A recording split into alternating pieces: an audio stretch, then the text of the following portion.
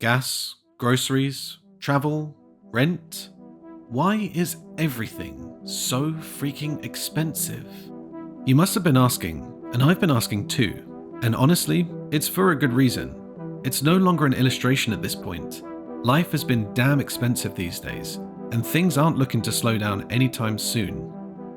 Nowadays, you need to be ready to spend more on nearly everything compared to what you paid for the same item just a year earlier.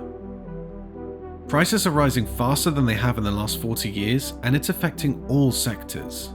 In 2023, the prices of food in shops rose by 5.1%, and fresh food specifically rose by 10.5%, the highest rate increase the United States has seen since 2008.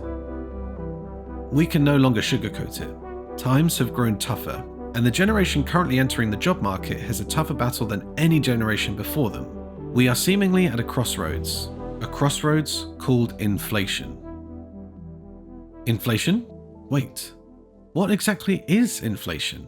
First, I want you to understand that it's totally okay if your baseline knowledge of economics is limited.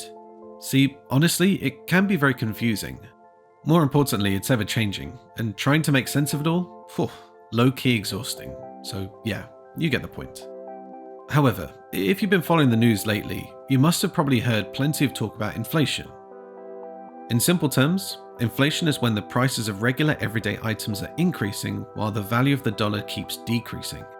According to David Spencer, an economics and political economy professor at the University of Leeds, inflation is the general increase in the price level of something.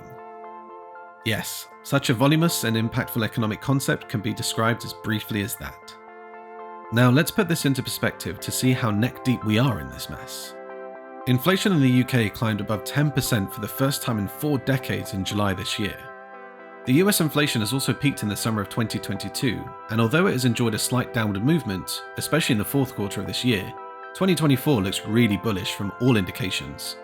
Goldman Sachs also predicts global inflation to soar to 22% next year. Now, you may be wondering what the cause of inflation is precisely. Very broadly, 2 major things can cause inflation: too much demand and an increase in business costs. When people are demanding more for something than what the economy can supply, then we should expect inflation to break the roof.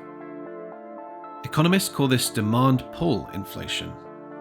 The same applies when the cost of producing an item increases and the manufacturer needs to raise prices. Economists call this too cost pull inflation. Now, this makes a bit more sense. Let's travel back into the 2020 pandemic era and how it shook economies globally. We all know the story, how we were all forced to sit at home to supposedly save our lives, and in turn, the prices of things skyrocketed. The intricacies of what happened in the background are more than what meets the eye. Especially how we suddenly became a saving economy more than spending. But let's not digress from the main point of this video further.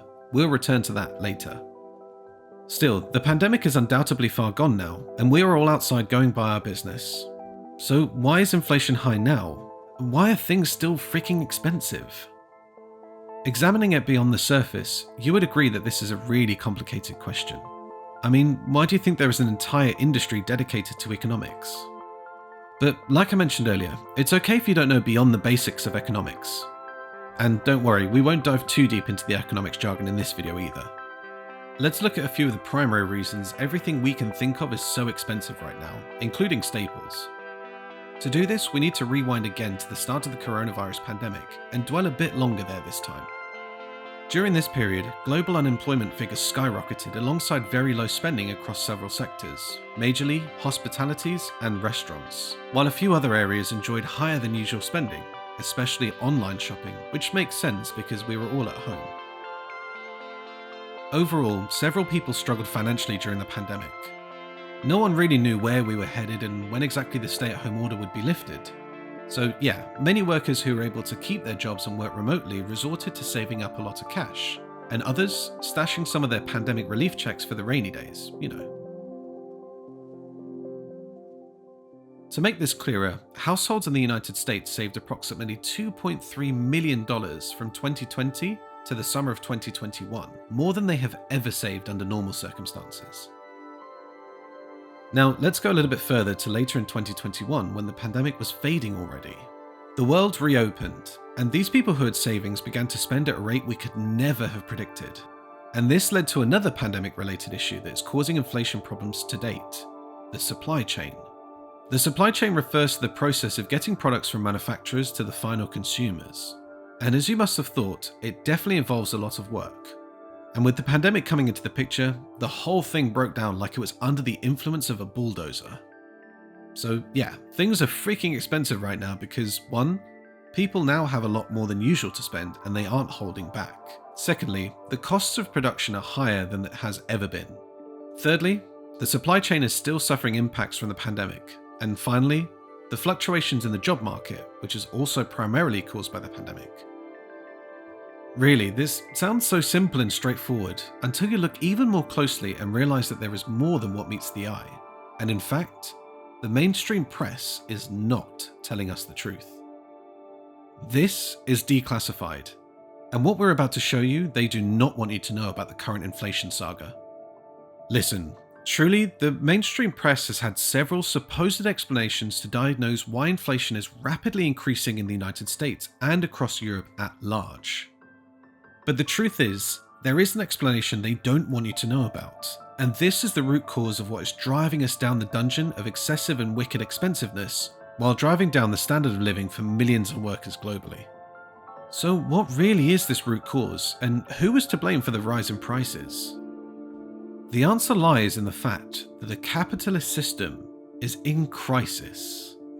Since the financial crisis in 2008, the global capitalist system has literally been on life support. Central banks are funneling money unprecedentedly to commercial banks and financial institutions to save face. For example, in the United States, the Federal Reserve pumped over $10 trillion into the financial system in the past decade while maintaining very low interest rates. To put this into perspective, the Federal Reserve printed at least $3.5 trillion in new money between 2008 and 2014, which is almost 3 times more than the amount the central bank has created since it was founded 95 years earlier. And remember, they did this while keeping interest rates at near zero, which is also for a longer period than it has ever been before. Several phenomena have happened so far as a result of this. Apart from the amount of money hoarded by banks and borrowed to speculate the financial markets is at a record high, the stock market has almost doubled in value since 2010, despite being in a period characterized by underemployment and permanent unemployment, more suffering imposed on the working class and the oppressed, the rise of the gig economy, and so on. As you know, this is a ripple effect. First, the wealth of the super rich has ballooned during this period. Similarly, the number of zombie companies that hold substantial amounts of debt relative to profit has continued to rise. And this is somehow normal. I mean, the money has been made extremely cheap to borrow, so why hold back?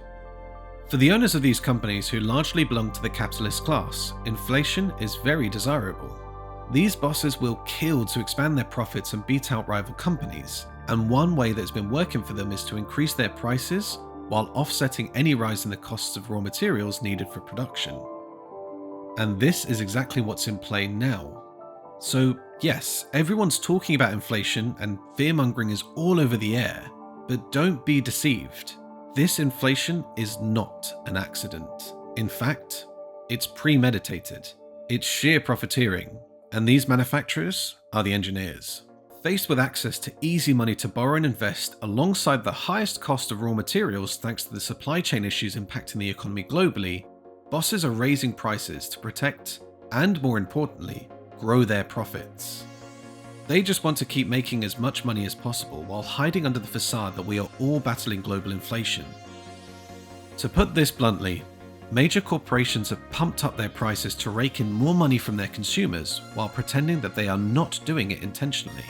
So instead, they're throwing their hands in the air as though they're innocent, saying no one could have predicted the current situation. Yes, no one could have predicted it because there is actually no situation. We caused it ourselves. Those excessive price increases have significantly contributed to the rising impacts of inflation, and if care is not taken, things might continue to get more expensive because these large corporations aren't ready to give up their profits anytime soon. And as if this isn't cruel enough to innocent consumers, they also turn around and refuse to increase wages for their workers.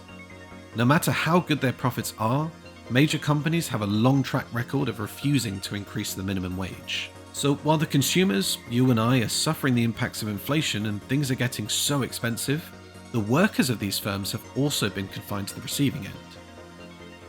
We are all victims of the capitalist system after all. So, if you ask me, I would say inflation is inescapable. In almost every country in the world, people are paying way more than they did just a few years ago for everything. And honestly, now more than ever, we need a lifeline. But the big question is, where is it coming from and when?